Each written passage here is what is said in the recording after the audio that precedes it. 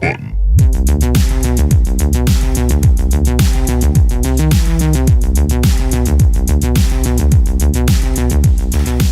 I was gonna say, I've been playing Divinity Original Sin 2. 1 or 2? 2. I played the first one for several hours and I don't didn't hear many make it people very far. talk about 1. A lot of people talk about 2. It was good. 2 is gooder. That's how English works here. I've always told people it's essentially the closest you'll get to Dungeons and Dragons in the video game. Right, It's no point in comparing it to any game because even the games I compare it to are not likely been played a lot. I guess like Baldur's Gate and shit like that. Like, What made you dive into that? it's just it was on sale. Okay.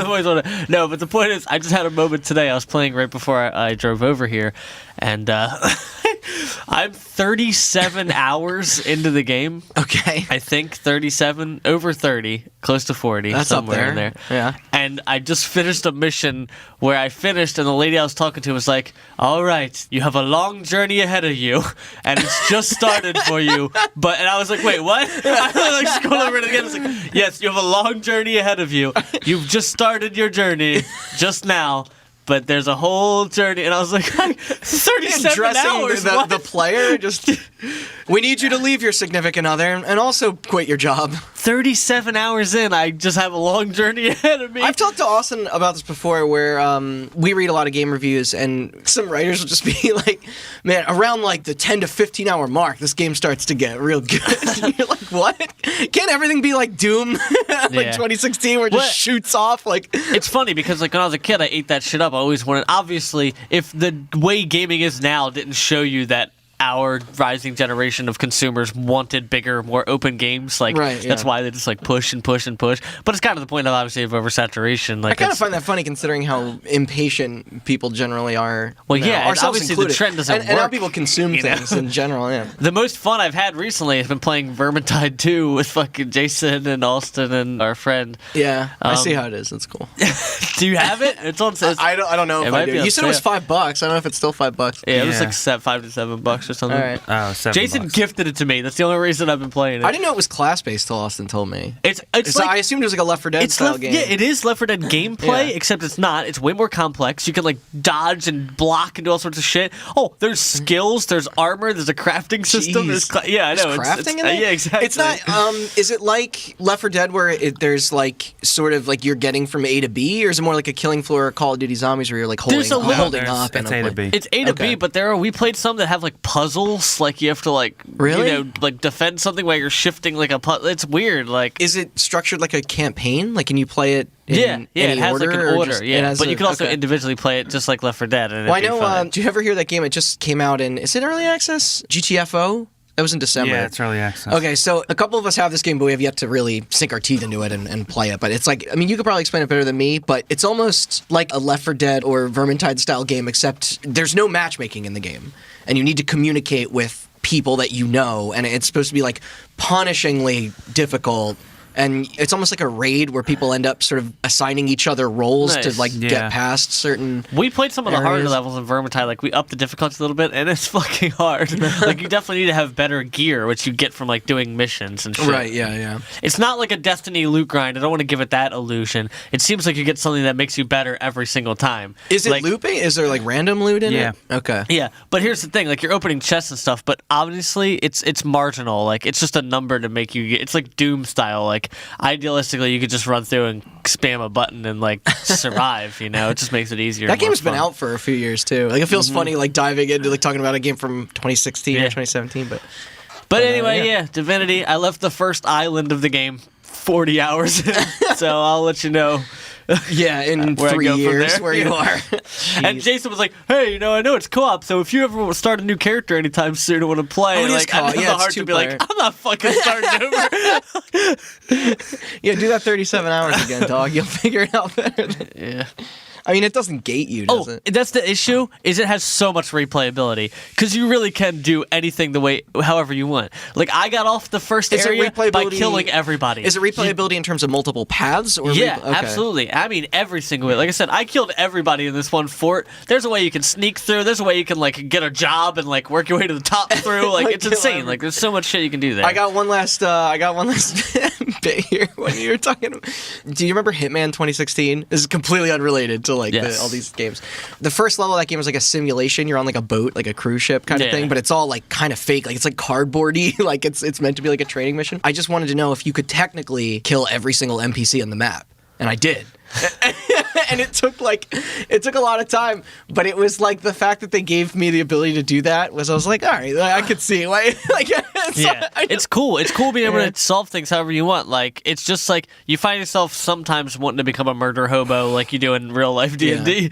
But like the truth is there are a number of avenues, number of clever ways to combine That's shit the and do the stuff. inverse of Death Stranding, where anytime you use lethal force, there is a narrative repercussion that that you exactly. it's like mechanically like they make you like, okay, now that you've resorted to doing that, now you need to spend your 40 minutes of real time amending that mistake. And That's pretty cool. Yeah, it's pretty good. Or you could just not. Yeah, and then the world explodes. Then you win the game. When you can't play the game anymore, you win. That's how video games work. Right, yeah, I forgot. You're only a real video game if you have a scoreboard. Yeah, exactly. Which, speaking of, we are back, and welcome to Hot Button. I'm a tea-spinning Randall Beatrice here with Austin Blakesley. Just call me the line. And Chris So Anatuano. enthused. I'll be the shattered out block that you haven't unlocked yet. Like Mortal Kombat. The mysterious eighth piece. Yeah. But this is part 2 of our history of Tetris, and where we last left off in our story, some rights were finally sold for the game, while most of the other rights were not. I guess it kind of depends who you ask in our cast of characters here. Yeah, catch me up on the cast of characters. Yeah, so thinking about it a little bit, once we finished recording before, I kind of came to the conclusion that giving everyone a sort of a refresher at the beginning of the show today would make things much easier going also forward. easier on the other two people here. Behind the scenes look. For the first time, we're not recording a multi-parter all in one day. Yes. So Yeah. we even need a bit of a refresher. Which I think this works So out anyway this is for the people game that where aren't you listening the to these little back then. circle guy goes from one end of the screen and shows up on the other one, right? You already made that Pac-Man joke on the last Oh yeah, wait, shit. This is the game where you hop on the blocks. It's 3-dimensional. This is the one with the invaders from space and they come down. That's Puzzle bobble? yeah. Sorry, bust a move. But I just want to make sure that things don't get too overly convoluted and that everyone has a good sense of geography in the story here. Okay. So, for starters, we of course have Mr. Alexei Pajitnov, the creator of Tetris. What's who- his middle name? You didn't say his middle I didn't. name. Leonovich? I think He's been practicing. But he was working over at the Dorodnitsin Computing Center, I've been practicing soon. all of them. where his soon-to-be phenomenon was born. We also have his friends and associates who assisted him in finalizing and porting the game, Dmitry Pavlovsky and teenage prodigy Vadim Gerasimov. These three musketeers all very excited to hopefully have their well-enjoyed project see a little profit and notoriety. Up next, there's Vladimir Pokhilko, the psychologist at the Moscow Medical Center. You're going to want to remember this dude for later. But he was the guy who got his team addicted, then threw the copies out. Yeah. Remember that? Although trash then after, stove. he eventually settled and decided to study the title instead, thus growing its relatively local popularity as well.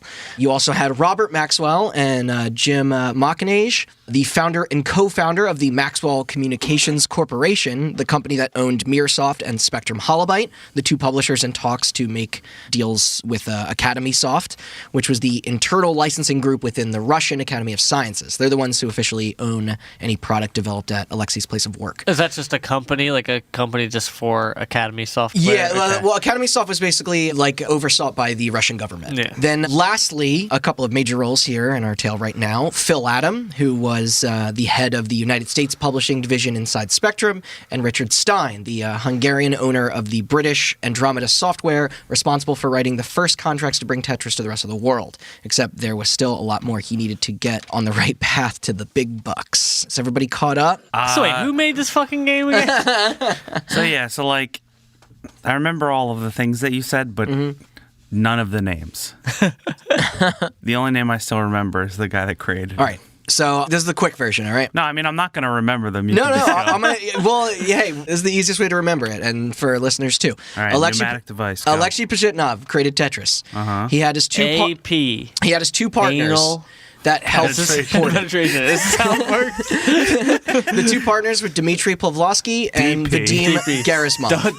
Double penetration, obviously, right? VG? Vladimir Pokilko was the psychologist at the Moscow Medical You Center. can't write this shit. I mean, I think we just did, but all You right. had the Maxwell Corporation. Robert Maxwell was the founder. Jim That one's Montanez easy. was his Because it's his last name. was the co-founder. Wait, so which one's Tetris? Mirrorsoft and Spectral Holobytes are the two companies. Spectrum was the United States one. Mirrorsoft is the UK one. That one I remember. The publishers. By the way, Spectrum Holobyte, fantastic. That name is a for great company. name. That is exactly. a cool I was name. thinking that too. And then Phil Adam, he is the... Yeah, that Guardians of the Galaxy villain. We got him. Well, the important one for you to remember right now is Richard Stein. Okay. He's basically the licensee. Father of Ben Stein, the conservative I don't- asshole that sold eye drops. I guess I can't... He also had a TV show. And he I'm also did keeping that track. movie Expelled about teaching creationism in Yeah, that's high what I'm school. saying. Yeah, I was working at a Conservative theater asshole. when that came out. Cool. Anyway, Richard Stein. Okay. As per his word of the deal, both Spectrum and Mirrorsoft were off getting to work on their ports, their IBM ports for home PC release. Remember, it was Spectrum that would be taking the Americas and Japan, while Mirrorsoft would be handling the UK. Right. And they were only allowed to make IBM ports, right? Because of the contract with Academy Soft? Yes. Okay. Yeah. But Oh, as so a... they did make the contract last time. At least they said only. Only for the IBM Only ports, for though. IBM. Yeah. But they wanted to do it for other computers as well as I wonder why consoles and- IBM was allowed and nothing else. Do you know why? Or I mean, that was kind of the go-to sort of PC platform. Yeah. I wonder at if the IBM time. had like deals with the Soviets or not. Like they actually like. I don't know. Yeah, I mean, IBM computer. I mean, because the Apple II only just came out, which was the thing that sort of brought Apple into the limelight, essentially. But that probably Right. took a few more years for that to be, But as a devoted part of their teams would develop, it was up to the others there at these companies to figure out how to market. A video game surrounding this kind of premise wasn't exactly the easiest sale right now, especially in an industry where Mario, Donkey Kong, Pac-Man, and Q*bert were taking names. Tetris had no mascot hero or even real plot to speak of. The actual graphics were crude, even at the time. This is when Phil Adam came up with the idea of adding a little personality into the title with Russian imagery. After all, it would technically be the first Russian game to be released commercially in the United States post the war. So while recording the game, they inserted backgrounds of St. Basil's Cathedral, Lenin Stadium, and Red Square during May Day celebration. What video games came out before the Cold War in America? You said it was the first Russian game that came out after the Cold War. I meant game. Five Finger Fillet. They invented Okay. that. I actually don't know. baseball. Russian roulette. It's in the name. Oh, Russian name. Oh, well, Russian games. Yeah. But classical Russian music would find its way into their versions later too, although probably not the iconic tracks you're thinking of yet. I think the main menu of the game also included a reference to a famous German pilot who was arrested with hooliganism for flying around Red Square. Cool. I think the flag said play Tetris on it. By doing all this, they would make the product, quote, exotic and mysterious, especially to a customer base totally unfamiliar with the culture across the pond in the USSR. They wanted people to be curious about it, considering the state of where we were as nations back then. Surely a box art featuring the Kremlin would be bound to raise even a few So eyebrows. this is gonna be a Yeah, I mean, and the last time a German was flying over Red Square, it wasn't the best fucking time for the Russians. So, this is a stupid question, but Yeah. are we pre, post, or during Cold War right now? This is during. This is this the is Cold the War hot- technically ended in '91, or no? Yeah, Yeah. I guess the Cold War. Yeah. The Cold War never ended, bro. I mean, this is true. this is at the the Soviet heart. Union fell in '93 or '91. It's somewhere between there. So if you want to maybe count that 92? as the end, This is at the heart of what culture would call the yeah. So the Cold War. '80s. If you read any Cold War stories or into any Cold War fictions, it usually takes place between 84 and 87. Yeah. I think this is 86 where we're at right now. One of my favorite dedications to this strategy, though, was that when Tetris began to be shown around at trade shows, Spectrum would hire Reagan and Gorbachev impersonators to promote the game as a duo together. The Cold War is over, in all caps, was even their official tagline for advertisements celebrating the upcoming release. That's a bold tagline there, fellas. For fucking Tetris. The launch being set for January of 1988. Just a heads up, we will be jumping back and forth in time a little bit. this Can't wait for episode. Super Mario Odyssey 2 tagline: "Capitalism is over." So So we're not in 1988 yet, but that's when they're scheduling this release.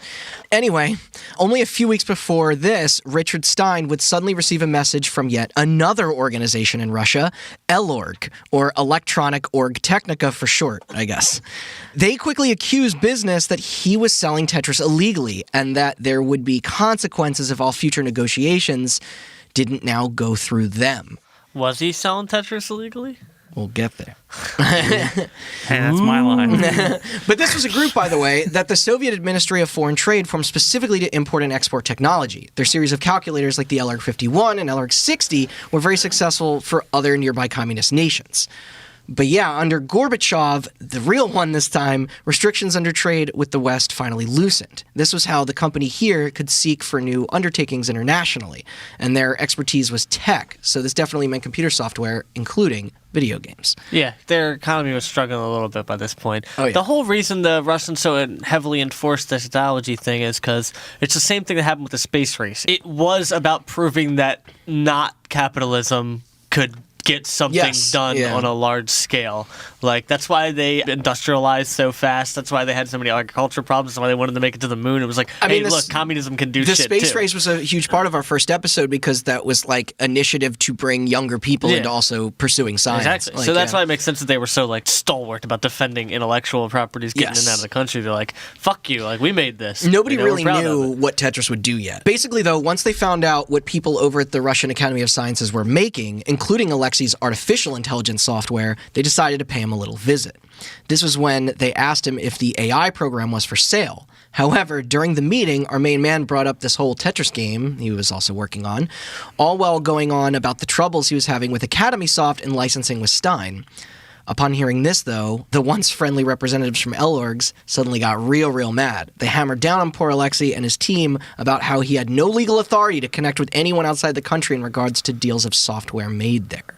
But they already were working with their own people, right? Like, I mean, it's...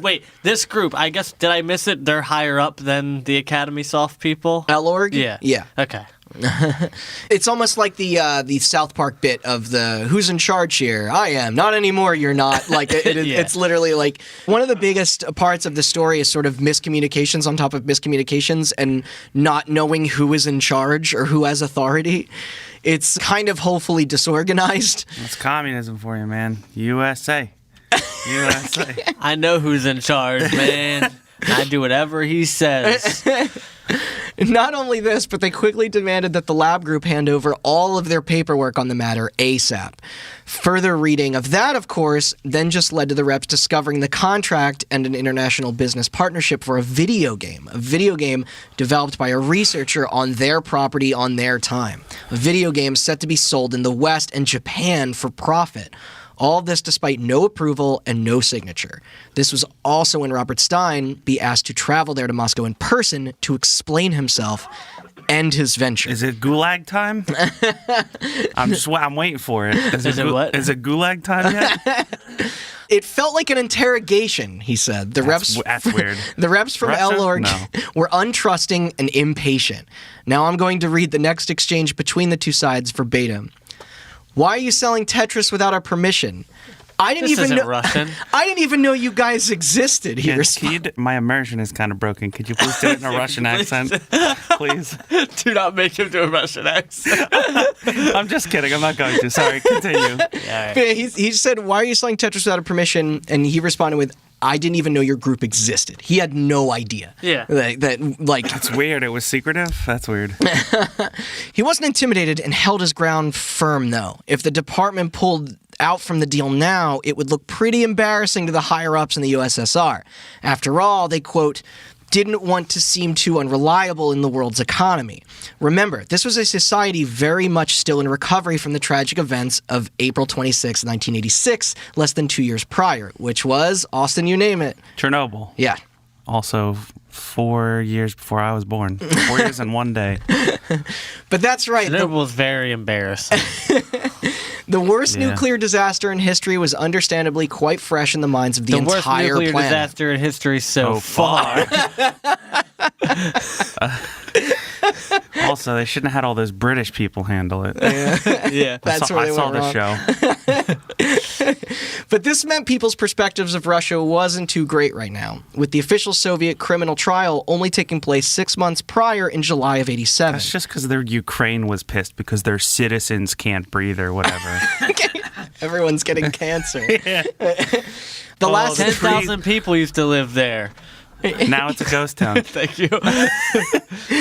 The last thing anyone wanted representing the nation was another stigma, no matter how small, of being difficult to collaborate with. So what you're saying is that Tetris is a nuclear-level disaster on par with Chernobyl. That's not what I'm saying. Okay. Sorry, I was only paying half attention, but that's what I got. Not only that, but those at the top of the Russian government food chain likely had a lot more to worry about right now than ticking gamers off about a Yeah, they're puzzle. trying to boycott Olympics and shit. They did that, yeah. Yeah, they did. That's from last week. But yeah, they didn't I need to guess make 2 weeks they ago. didn't need to make more people mad about the little puzzle game, you know. So especially with further investigations of the incident still being pursued, I think the investigations on Chernobyl went through to 92 or something. Yeah, but they continued to deliberate for hours. Elorg wanting final approval on anything, and Stein wanting his Tetris rights, along with the rest of the other rights he hadn't even obtained yet, the ones that would add platforms outside just the IBM PC. But unfortunately, the debates ended that day with no settlements. Weird. Meanwhile, here in the States, the game was being prepped for launch. And on January 29th, Launch! 1988, Whoa. Spectrum Holobyte officially released their version of Tetris. The MSRP was $34.99, A lot. and the bright red box with Yeah, bold I'd yellow wait for a Steam lettering sale or something. Like it's reading the game's title in Russian was on the shelves. And their tactic of standing out in the market worked perfectly, as it quickly rose up the sales charts to 100,000 units sold in the first year alone. Okay, so let me get this right. They just stole a Russian game without ever having a contract and then just started selling it on the shelves in America. Uh-huh. All right, everything sounds right on track. Wait, did they steal it? They didn't have any rights yet I to thought they had publish rights it. to the IBM one. Oh, yeah, sorry. No, they had rights to the IBM PC okay, version. okay. Sorry, the theft will come very soon. Well, spoilers. But Microsoft's UK edition was also now out there in the wild as well. It didn't sell as good as the American counterpart, That's but because those Brits are stupider than they look. There goes half our still- British audience. it still did well enough. We have a lot of listeners in Ireland. Don't they hate the British? Yeah. There you Wait, go. depends on what part of Ireland. Okay, that's true. Some internally thought the decision here to remove all the Russian imagery that the US version had may have been what led to less demand over there. Sure. Regardless, the reviews in both territories were still killing it. Words of praise were pouring in from the New York Times, the Chicago Tribune. However, and I love this, some paranoid outlets cutely pointed out that the game almost felt like it was part of a secret plan from the enemy superpower to lower worker production in competing nations. If Fuck only. yeah, dude. The relations with Mother Russia weren't dude, exactly cool to everyone yet, I suppose. I wish that fucking Russian intervention just made me play Tetris Yeah, yeah. and not see people argue about racism on the internet with regards to Star Wars. If I could just play Tetris and then they would be fucking over the country, I'd be fine with that. Yeah, jeez. But It's either way better way, than what we have now. that didn't stop most people from having Tetris-filled evenings and even work days. Noticing this, Spectrum inserted a special feature in future editions of the game where they included a clickable icon in the top left corner of the screen that, when selected, would instantly hide the playfield of those maybe looking to pause and not alert another party of its continued session. So wait, they put like a Pornhub private mode on the Tetris? Yeah, so everyone essentially. see you played it? That's dope, dude. That's like when you go to those websites and you can read Reddit, but it looks like Outlook. Wait, really? That's see a those? thing? No, Yeah. I didn't know insane. about that. There's a suite of websites out there where you can read Reddit, but it presents it as either Microsoft Word, Microsoft Excel, Microsoft Outlook, or Microsoft PowerPoint. That's Oh my incredible. God. That's hilarious. So it makes you look like you're working, but you're just reading Reddit. That's amazing. I wonder if they have that for Hearthstone on my phone. No, they don't. I checked. Oh, yeah. If it's anybody that would know. Yeah. But apart from this success, there was still Robert Stein, whose contract with the Soviets lie in limbo, all while Spectrum and Microsoft began working on the ports to other home PC platforms. Although then, in May of 1988, something kind of crazy happened. The first battle in the Tetris War was over after 4 months a back and forth regarding the rights since those other two versions went public. L. Stein had made a deal. Now, we don't know the exact sum of who exactly would receive what money-wise, but we did know that the agreement would allow, and this is important, for Tetris to be, quote, ported to different types of computers. You guys pick up what I'm putting down? All right. Yeah. This is going to be one of those, well, what is a computer? Right, kind yeah. of So discussions. Tetris can Vague. come out on the Series X. So the Russians were essentially Back then. under the assumption that, like, oh, you could port it for the Apple II and Commodore 64. While Stein was like, hey, this Nintendo's pretty hot. The NES is a computer, technically. Yeah. It's all ones and zeros. So, like, to your comment earlier, it's not that things were, like, blatantly stolen, but they kind of were. All right. It's It's hard what's known to... in the biz as a legal loophole. Yes. I wonder why the Russians were so against the console. Well, I think it was just more that they wanted final say. They wanted to oversee everything. And the problem with development in consoles is, like, you have multiple publishers handling things. You have different branches and subsidiaries of, like... Because the last time they let somebody else oversee something, a royal family took control of their country and put them all into poverty for 5,000 years. But to Stein, this deal... Which country is that? I feel like that could Every explain... major Yeah, I European was gonna say, I feel like that could explain most of Europe. This deal pretty much meant that he could publish wherever, including home consoles. All of them. Also, this is when Jim Machinage asked about those sweet arcade and handheld rights. He assured that those would be next and soon. It didn't take long after that for Tetris to be involved in, quote, a tangled web of sub-licenses over who could do what with it. Honestly, even today, the game's publishing is confusing. Like, Mr. Gorbachev, tear down this legal wall. like, obviously, we haven't Damn it, that seen... could have been a good joke. I just burnt Mr. it on something stupid. Gorbachev, get that line block and clear that wall. It's like a Futurama when the robots are building the structure. Dude, hold and on, they I jump finally got it. Yeah. Okay, yeah. Mr. Gorbachev, tear down this wall, and then a block falls into it. Bloop, and the whole Berlin Wall disappears.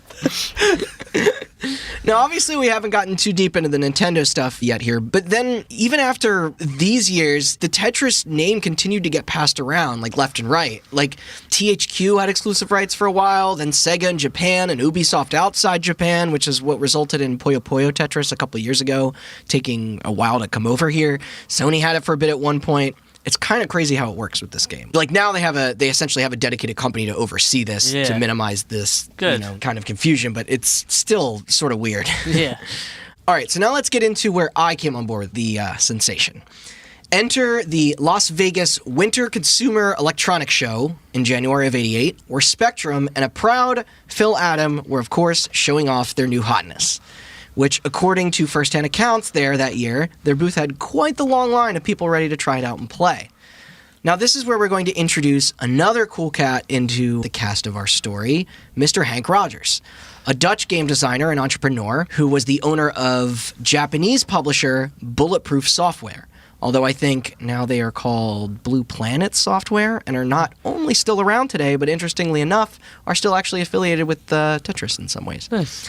This is a tech show in 1988. Yeah, CS, Consumer Electronics Oh, Show. nice. Yeah. And what that place must have looked like. Yeah, right? Not a single cosplay titty in sight. I'm sure there was a ton of... Booth babes. That was more of a 90s clad thing. women and a ton of cocaine. But yeah, they would soon become essential in making Tetris the name that it is today. And if you're wondering why he is running a company based out of Japan, it was It's because because he's Dutch and they love imperialism. it was because he moved there from the United States after falling in love with a Japanese woman on a work trip. Ugh, much Imperialism. more wholesome. I think the imperialism thing was better.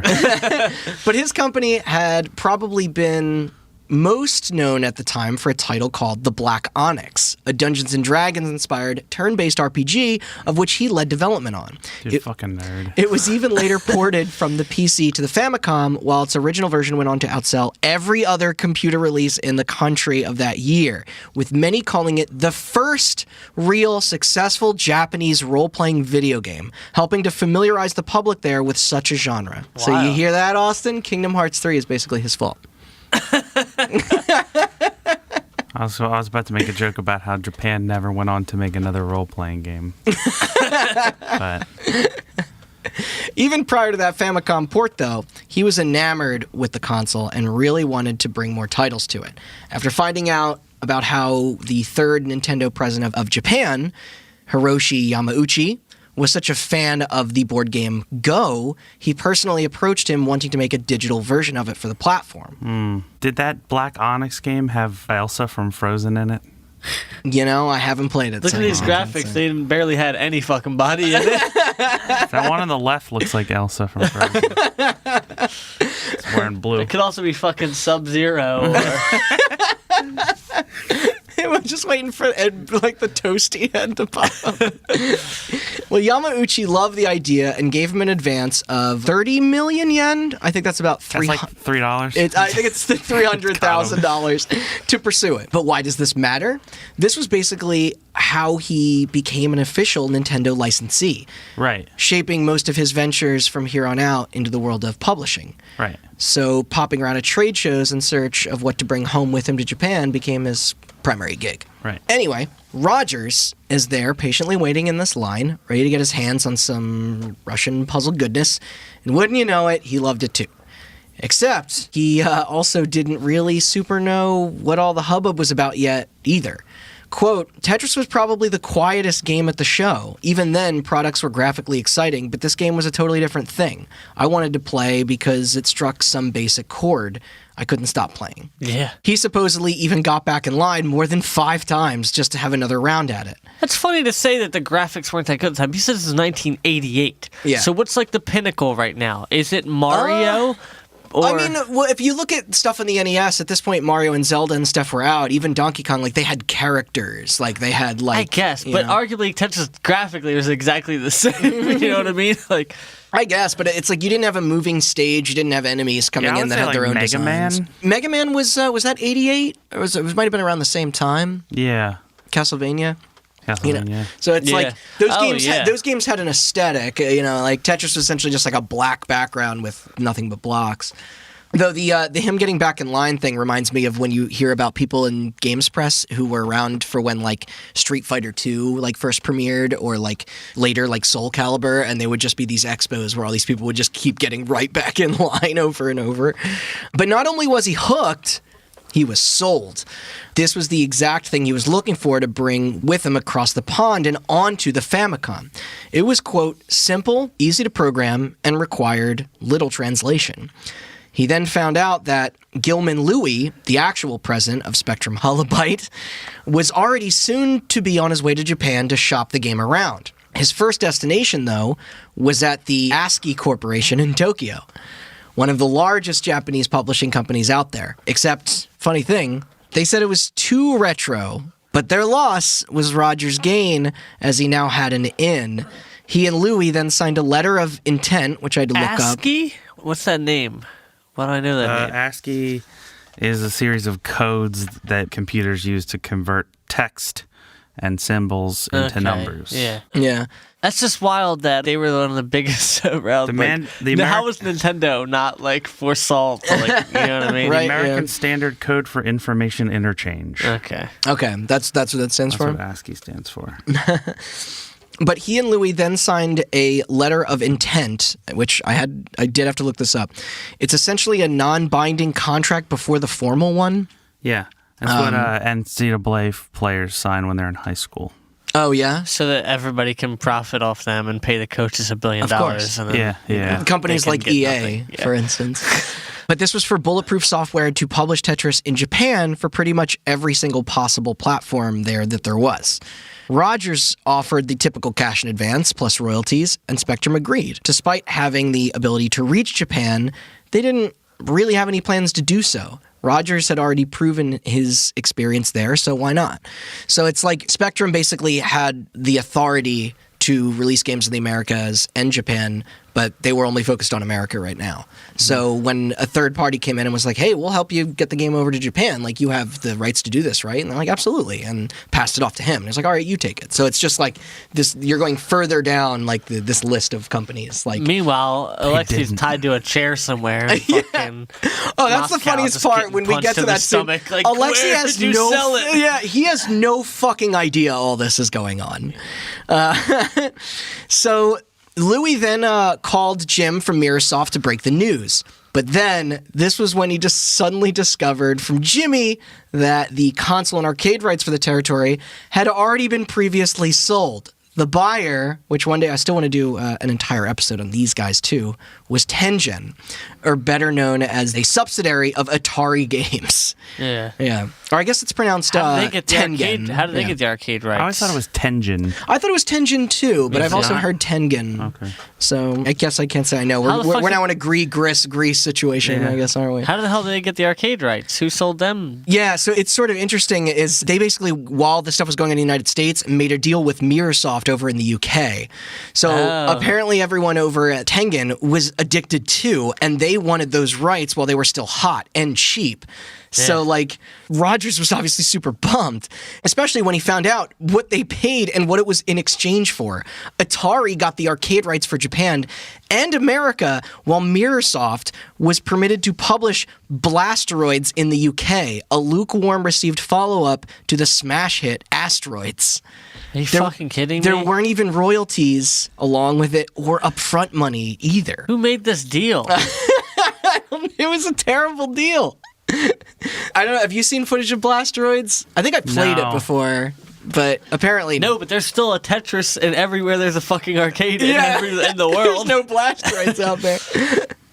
Louis was understandably, he was mad as fuck, but there was nothing he could do about it. Mirrorsoft had way more leeway in having a direct connection with their parent company, Maxwell, as they were both British-based. Remember, Spectrum was stuck over here in the States. So once Rogers found out that he could only have the PC license and that wanting the console and arcade rights would mean having to go through Atari first, he called him. And they quickly told him to piss off. Yeah, hey, can I have those to give them to Nintendo? Yeah, exactly. And they were like, no. But he wasn't giving up, though. After this, he decided to fly out to California, where their American headquarters was, Atari's, and stake out in the parking lot until an opportunity to talk to their president would arise. What a crazy time the 80s were. Yeah. There's a dude sitting in his hot 80s car, chain smoking cigarettes, waiting for the president Yes. of a corporation to leave the building so he can corner him without getting the rights President to a of a video corp- game. President of a corporation who I'm pretty sure is also the president of Chuck E. Cheese. Wait, really? Yeah, you didn't know that? No. The Atari scene. Nolan yeah. Bushnell Oh, also created Chuck E. Cheese. No, back then this was Hideki Nakajima. Oh, right. They're a Japanese company. Yeah, because at the time, this was the third iteration of Atari at that point, out of, I think, 6, maybe? I can't fucking keep track of that stupid company, but Norman Bushwell was the head of Atari, I think, the 5th or the 4th. I don't know. They became Infogrames at some point. They were like Atari Inc., then Atari Games. Now they make Snapchat glasses. I have no, it makes no sense. Anyway, as Nakajima was walking to his car about to head home one night, Rogers jumped on him and beat the living shit out of him. I'm kidding, of course. He made his sales pitch. This bold Sweating. He was like, there he is. Fuck, quick. Yeah. He quickly buttoned up his button up, got his tie, brushed a bunch of crumbs off pulled his out shirt a clipboard and because he'd been sitting in his car for fucking 7 there's just hours. candy wrappers on there. But this bold strategy actually led to an official meeting. And later over sushi, they figured out the details. Turns out, Nakajima couldn't even give the arcade rights to Rogers if he wanted to, because they were already sold to Sega, a company who we So timeout. a company we will also later get into, as they improperly believed that they had the console rights with it too. So wait, how could... Okay, the console This rights... has to be the messiest, most Yeah. hard to follow story of a fucking video game getting published The ever. console rights... It's insane how many hands are in this already. The console rights were never given. No, yeah, that's the right way to start Yeah. this. Technically, no one here should be doing any Yeah. of this. So Has the authority to Russians do any said, of go this. ahead, publish it on other computers. Yeah. To Stein, who Yeah. was an American, right? No, Stein was the UK. Hungarian. No, Stein Hungarian, was yes, Stein was yes, a yes, Hungarian. yes. His business was in the UK. Yes, he operated in the UK. Mirrorsoft was the connection there. Yeah, because Mirrorsoft is the UK publishing branch. Spectrum Holobyte is the US publishing branch. They're both owned by Maxwell All right. Corp. So then, And then Mirrorsoft sold the console rights to Atari in Japan, and also their American headquarters of Atari sold it to Sega. yes. Yeah. So just for recap, the Russian While government, the American branch is trying to sell to Nintendo. So the Yes, Russian in Japan, but they can't because Yeah. the Atari already bought it and then sold it. All right, so let me go over this so I make sure I got it. Yeah. So the Russian government sold the ability to publish on the Commodore 64 Yeah, it was the IBM first, then they allowed them to make ports for the Commodore and Apple II and to stuff. Max Stein. Yes. Who then sold the rights to publish on whatever To Robert Stein. Robert Stein. Yeah. So then sold the rights to whatever the fuck they wanted to publish it on to Mirrorsoft, Yeah. who was partnered with Spectrum Holobyte. Yeah, because that And was the then- American branch. And then Mirrorsoft sold the rights to Tengen, who was owned by yeah, Atari. yeah. And then Atari. and then a guy who was a representative from Blue Planet, did you say? No, that's who they later became. Bulletproof. Bulletproof Yeah. tried to buy it for Nintendo. Yes, But then he for was the told Game Boy. no because they already sold it to Atari. So then he staked out Atari. Yes. And then found out America, that a Atari different In America, the Atari of America, yeah. Atari of America had sold the same rights that the company he works for in Japan owned to Sega. Yes. So Nintendo couldn't have it. Yes. Okay. Because at this time, the Sega Master System and NES were still And if duking our it out. Sega story wasn't any evidence enough, Japanese and American branches of video game companies obviously don't discuss anything with each other. Dude, we are all like a sweating Charlie Day with Yeah. fucking red yarn on the court. How does anybody make money? There's like Also, four okay, different here, In people. your summary, we still didn't even get into the Russians in general with Andromeda Software, Academy Soft, and Elorg, which is this fucking... Elorg is the Scientology thing, right? And by the way, What was that ship called? It was something org, wasn't it? A Sea Org. Sea org. the funniest part, too, is like, Alexi has no fucking idea. Alexi's still trying to make voice recognition in the 80s. Yeah. That poor guy. It still doesn't fucking work. Yeah. What's Boomer's obsession with fucking voice recognition? I don't know, dude. Okay, well, you said, how does anybody make money? Here, let's talk about economics for 2 hours so I can explain to you. It doesn't make sense. It doesn't really matter how doesn't. long you I talk Because when know. you about hear it. about all understand that it doesn't here's the make thing, sense. when you That's hear why about all I'm these deals, exclaiming. the deals are for like an upfront fee, and they just keep splitting royalties off with more and more companies. Right. And it's just like I don't know how things get distributed. Yeah. The weird thing is, I know who published Tetris on the NES, Yeah. but I'm trying to trace it back. It's fucking wild. Yeah. I'm not going to spoil it. Right now, the only thing I know is the Sonic guys are making a Tetris movie. You know that fucking that shit ass Pixels movie like actually had to go through to the Tetris company to like Yeah, remember when that short came out that it's based on? And that was probably really the best cool? gag in the short. Yeah. But Rogers was willing to make a deal about the Japanese console rights because that's what he was really going for. Nakajima was much more focused on the North American market anyway to put out their Tengen version of Tetris.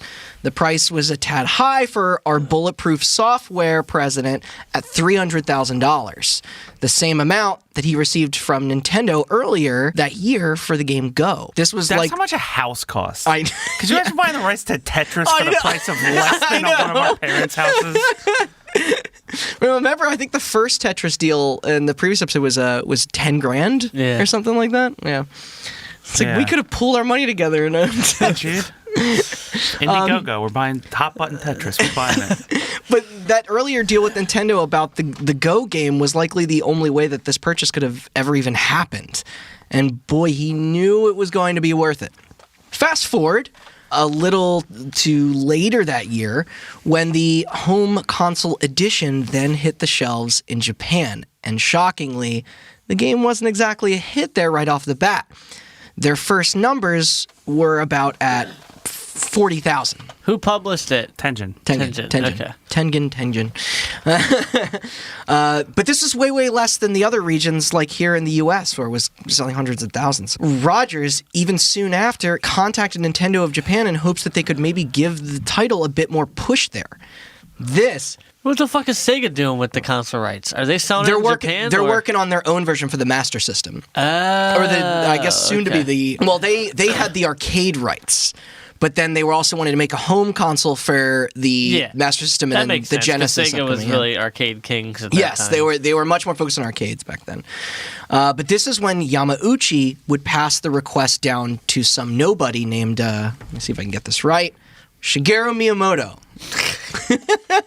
The guy that made Yeah, no idea who he is. Pikmin? No, he made a Steel Diver, was it? Oh, okay. Well, I'm obviously joking here, as the legendary developer was fast to believe in the title, seeing its future opportunity as a major success. When Yamauchi simply asked him why, Miyamoto responded with telling him that all of your secretaries and accountants are playing it. The appeal was universal, and Yamauchi now saw that too. Yeah. Also, just trust him. Exactly. Yeah, just trust him. But now those once 40,000 orders then rose to over 200,000 as advertising for it finally began to let loose. Years later, it would become the best-selling game on the platform at 2 million fucking copies, beating Super Mario Brothers and The Legend of Zelda. The only problem was the more successful Tetris became, the more apparent that wonky-ass deal with Stein and the Russians would feel. People's eyes would absolutely tend to lock back on something the more money there was to make, right? Yeah, because at this point, whoever's making the most money is the person last in line who just happened to own Tetris right now. Exactly. Wait, so Tetris... At this, I'm no, just it's gonna let you I know. go. This is the Tengen Tetris. Yes. Yeah. Okay. And it is out on the Famicom, not the NES. Yeah, this is Okay, yeah. gotcha. Yeah. Currently, it I is found out, released in Japan. by the way, that the Tengen Tetris is technically called, because of something I'm sure you'll get to later, Tetris, the Soviet Mind Game. Yes. That is the full title of Tengen I'm actually Tetris. glad you read that, because that's not technically in my script, but that is important and Yeah. and it's also funny. Like that. Because it's funny, the Nintendo version, as we made the title, the From Russia with Fun, was Nintendo's thing. That was Yeah. like their tagline. So basically, all our heavy hitters are now in on it. Nintendo, the kings of the video game world, are now too. It wouldn't take long for that news to reach everyone else, including those that got Tetris here to begin with. You know, considering the NES in America alone was fastly approaching 7 million units sold. At this point, there was more money in Nintendo games than every single other PC platform put together. Yeah. This was even prior to their next home run product, the Game Boy, you know, which would make its debut coming soon. And that debut needed something with it. See, in the States, it was common here to package an actual game in with your console, a trend that's still commonplace today, although I do feel systems should still do it on the first run, just saying. They never do. No. But yeah, in the words of Halo, it's killer app time. So Hank Rogers then went to meet up with first Nintendo of America president, Minoru Arakawa, at their headquarters in Redmond, Washington, to suggest the idea of bundling in Tetris with the launch Game Boys. He claimed it would have broader appeal to a wider age group than, say, a Mario game. I know Mario Land was the initial handheld Mario game then at release, and I'm just curious. This is actually not... Did you guys ever play Mario Land? Yes. No, That I game's don't think fucking so. weird, ain't it? Yeah. Like, the Koopa... If I did, I don't remember. The Koopa Troopers are bombs. Mario drove a submarine and went to I space. played it on my for some TI-89 reason. calculator. Wait, really? Yeah. Did it still have the music? No. Oh, It doesn't have a speaker. that's the best part. Yeah. It doesn't have a speaker? Some calculators have a little speaker in the back. No. Oh. Randall, that's an iPod. Randall, that was a Zune. Anywho, the thought intrigued Arakawa, especially after seeing the results and how successful the Famicom version was doing over in Japan. Not only that, but Tengen was also preparing to put out their own Tetris for the NES here in the States. Those handheld rights, though, those were technically still up for grabs. This was when... Oh, yeah, because it's different. Yeah, this was when Unless Rogers... it's a computer, and then in that I mean, case... it is a computer. Yeah. Oh, well, then in that case, somebody already has it. Yeah, exactly. This was when Rogers contacted old Robert Wait, time Stein. out. I love this. Technically, there's more illegal rights we can garner out of thin air still. Okay, here's my Imagine question. if contracts were still signed this way, where it was like a computer. Here's my question, and this is probably way too in-depth for any of us to answer. But how do rights work? like that. Like, the game was developed Oh, it's all made up. Yeah, It is, The game yeah. was developed in Russia, right?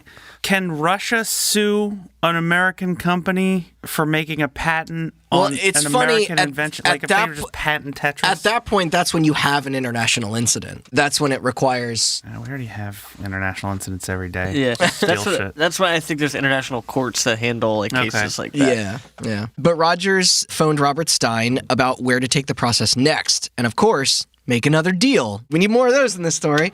Somebody hit up Sea-Org. 25 G's. 25 G's, that's it. Up front for the mobile rights to Tetris. That was his pitch. Now the mobile rights. This means years later. I had Tetris on my iPhone. But Stein didn't really know how to respond, though. He didn't exactly have the handheld rights to give. Those were never explicitly. Nobody had any settled. rights to Well, give. yeah. Russia doesn't even know what a handheld is. Handheld like pistol. Plus, Mirasoft was on the other side still bugging him about it too. Basically, he was going to have to go check back in with the Russians first, and that was never totally This easy. is bullshit. Your made up thing is cooler than my made up thing, so you got to go talk to the boss. It's like, Yeah. So this was when another major issue came to light. Somewhere during all these confusing legal endeavors around the game and its releases, L.org wasn't getting paid. Millions of copies What? were selling. did they have royalties? They had yet to see a cent of it. That's the Russian Yeah. holder. Yeah. So they sent their new director, get this Russian ass name, Nikolai Belikov, who, quote, had quite the reputation for being cutthroat. Although Alexei would later That means just... he literally cuts people's throats. Also, it sounds very similar to the protagonist antagonist of the fourth Grand Theft Auto. And what if the fourth Grand Theft Auto was about him going to collect the Tetris rights? Alexei would later comment on him as being an excellent actor and Also Grand Tetris Auto, before we move on. and a worthy negotiator. So after he went over the May 88 contract, he noticed that pay was required to be coming in to them after 3 months. And this was 3 months after that. So they were overdue. They were overdue from their pay from Mirasoft, who was probably not even getting paid from, whoever was down the line. Yeah. I guarantee you Tengen and Atari themselves were the only people actually making any money off of the I bet fucking- Nintendo was too at this point for the Famicom. Oh, port. yeah. Yeah. But Stein was stuck in the middle. Unlicensed arcade cabinets were already selling. Something else he didn't really want getting out there. So he thought the best course of action would be to fly out to see them and settle the whole thing out with everyone. To the Russians or to the Japanese? To the Russians. Meanwhile, though... a good move. They need to have... Meet with the Russians in person. That's a great move. They need to have some sort of Reservoir Dogs meeting of everybody who has a piece of Tetris. Meanwhile, though, an ignored Rogers was beginning to feel pretty suspicious of the whole thing. Not only that, but this was when he caught wind of the Spectrum attempting one's to make a Rogers? partnership with Nintendo thing, too. Which one's Rogers? Is he the guy in King's Landing, or... He's the bulletproof He doesn't software get guy. it. Oh. He's the guy at the wall. Yeah. But this angered The Rogers Russians are the White Walkers. so much. All you Game of Thrones fans out there. Whatever. But this angered Rogers so much that he attacked back by calling the Nintendo president and telling Arakawa that Spectrum didn't even actually have she didn't have shit to sell to them. This would stop them all in their tracks from finalizing anything without him. So then he packed his bags and flew over to speak to the Russians himself. So Stein's on his way over. Rogers is on his way over. But over at Mirasoft, they found out about Nintendo and their future Game Boy device and wanted in on it as well. Of course. So Who wouldn't parent want to company know? Maxwell decided to send their managing director, Kevin Maxwell, the owner's son, to party it up in Moscow with everyone else. Ugh. Here's the thing, though. And then John Wick's gonna come and kill all of them. The conglomerate had tricks up their sleeve, mostly in the form of connections to powerful diplomats. Then, in February of 1989, Stein, Rogers, and Kevin Maxwell were all finally together at the same place at the same time to duke it out for those precious arcade and handheld rights once and for all. The most important battle ever in the Soviet Union, just 2 years for its complete and total utter collapse.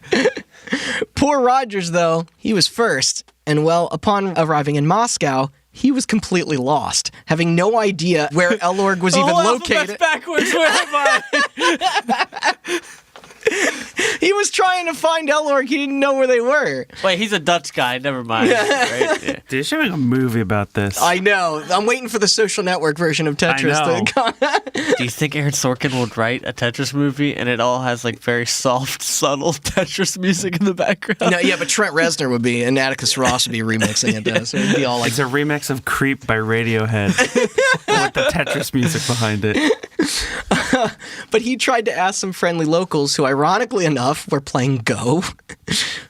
But communication was still difficult for him. Yeah, they speak a language that developed 2,000 years branched off from yours. No shit, you're having difficulty communicating with them. The next day, though, he hired... Then again, he did work in Japan. Japanese is closer to fucking That is Russian true, than Dutch is, or English. The next day, though, he hired an interpreter, and the address for their building was eventually found. Once inside, and after stating why he was there, the lonely Dutch businessman anxiously waited in the lobby, later commenting about how maybe he shouldn't have walked into a place like that uninvited. Yeah. The tension was really in the air. Belikov, upon hearing that there was a representative from a Japanese company downstairs asking about Tetris, was surprised and upset. He's at, where at? Where's he at? He's at the Elorg headquarters. Oh, okay. I thought he was going to the university. You gotta have like a Thien level of 4 to get into Elorg. Or whatever. That's all I know. But it was very much against protocol here to speak on matters such as these with foreigners without the proper clearance from, you know who. However, his curiosities... His curiosities, Belikov's I mean, got the best of him, so he decided to hear him out. Honestly, having any more bidders for the game would jack up the price to those other investors from larger companies and would assist in those negotiations.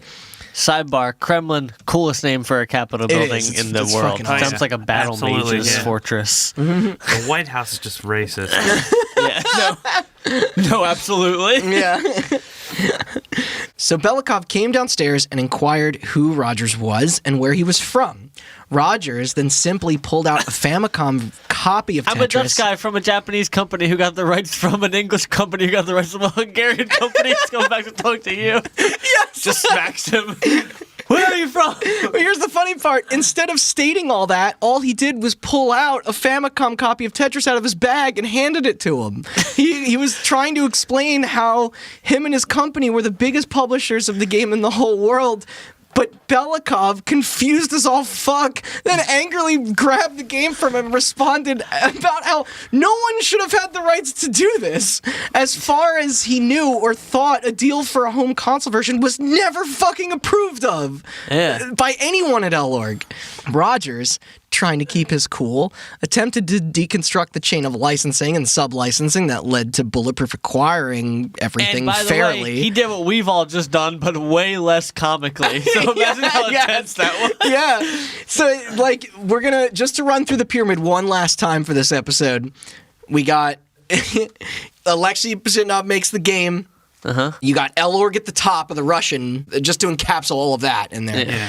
Elorg at the top, passed down to Andromeda, passed down to Mirasoft, who is owned by Maxwell, passed down to Atari Tengen, or I guess Tengen, or owned by Atari, and then finally down to Bulletproof Software, who was trying to make a deal with Nintendo. Be careful, if you stack too many companies on top of each other, it'll disappear. Oh, it's a fucking mess. It's like, I just got that.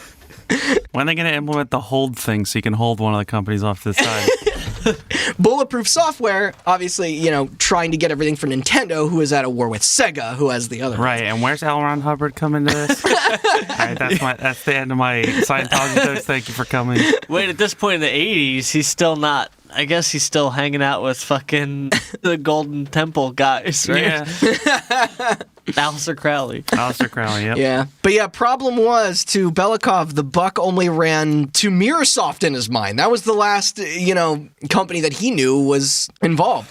He didn't know who the fuck Tengen was, and even then, the only... Sonic? What? Yeah, the only deal he truly sought over himself was the one to Andromeda for the PC rights. All of this while going on to confiscate the Famicom cartridge from his hand and proclaim that he was illegally profiting off something that didn't belong to him. Welcome to capitalism, buddy.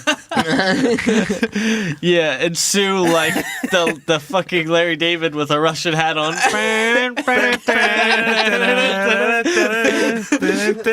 What's the fucking The Simpsons bit where fucking Lennon wakes up out of the thing and must crush capitalism. He's like Frankenstein's monster. Yeah. The sad thing about all this was that Rogers was only really traveling over there in hopes of securing those handheld rights for that future Game Boy port, which we all know would soon be the biggest and most important one yet. Now he was potentially facing jail time in a foreign and unknown territory with fear of the gulag ahead of him. And even if he did safely make it out, he could still be losing everything upon making it back home again. Bankruptcy at its best and an international incident at its worst. And that is, my friends, where we're going to leave it for today. Damn it, Randall. You're so good You at did this it again. You should get a job writing Lost, dude. Wait, no, does that mean this is never going to amount to anything? Yeah. I do apologize. This is probably the most confusing episode. When we were taking a break for a minute, I was explaining how the more and more Yeah, dude. people that get pulled out of the story. It'll that get you easier when the KGB starts taking people out. I know, we're 2 episodes in and we haven't had any deaths yet. So That's crazy. yeah. So far. But that is Tetris Part 2. Please tune back in again for Tetris Part 3. What a great ending. Yeah, He did it again. Yeah. And I will do a refresher at the next one as well to bring back cool. where we all are. All right. Thanks for listening. If this is somehow your first episode, you fucked up because this is part 2. What a terrible place Yeah. to start. Okay. You can go back and listen to Tetris Part 1 if you haven't already. That's on our website, hotbuttoncast.com. I feel like I'm getting more and more unhinged as this series And on progresses. there, we got links to YouTube, Google Play, and Spotify, and iTunes, and all that other shit. Yeah. We also have links to our Instagram, our Twitter, and our Facebook at HotButtonCast for those if you don't feel like going through the website. Keep an eye on those feeds. We got stuff coming up in the near future. We should have some more stuff other than if a you're listening- 100-part Tetris series. Yeah, if you're listening on 2020. iTunes, don't forget to rate and subscribe, please, because Yes, that comment helps with too. the video game algorithm, Ag- the podcast algorithm. It helps us. Yeah. get I'm up to the breaking top. everyone's And brains today. another thing is we're all pretty new to this, so we're not that good at the social medias. But Yeah. if you're out there and you're listening, you don't know us in person, hit us up on one of those sites. We'd love to hear from you. Yeah, and if you want to run it, let us know. We'll pay you nothing. All right. Yeah, tune in. Yeah. I guess it'd be in 2 weeks I can't wait to see your thumbnail for Right. this. for Tetris Part 3. Part 3. Thanks for listening. Yeah.